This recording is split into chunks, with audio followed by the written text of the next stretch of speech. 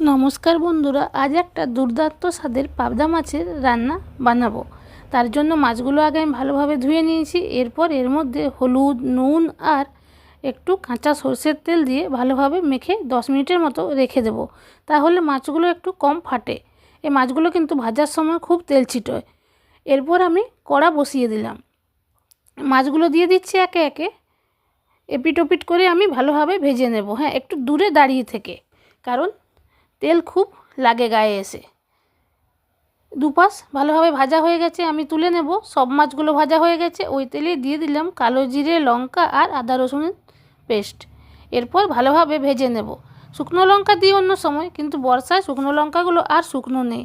দিয়ে দিলাম টমেটো কুচি, একটু নুন। এবার ঢাকা দিয়ে টমেটোটা গলার জন্য দিয়ে দিলাম।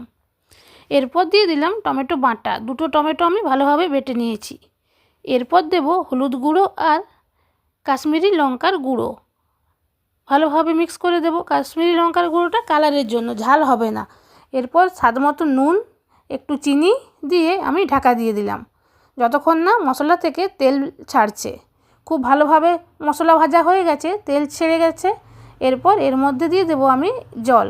জল খুব বেশি পরিমাণে দেব না, 1 বাটির মতোই দেব, কারণ ঝোল এটাতে হবে না, একদম মাখা মাখা হবে রান্নাটা। খেতে কিন্তু দুর্দান্ত লাগে। এরপর ভাজা মাছগুলো একে একে এর মধ্যে আমি দিয়ে দেবো। ঝোলটা ফুটে গেছে। এরপর মাছ দিয়ে একটু নাড়াচাড়া করে আমি ঢাকা দিয়ে দিলাম। ঢাকা খুললেই কিন্তু তৈরি এই দারুণ রান্নাটা। সময়ও লাগে না, খুব জলদি হয়েও যায়। দারুণ হয়েছে, দেখুন কালারও খুব সুন্দর।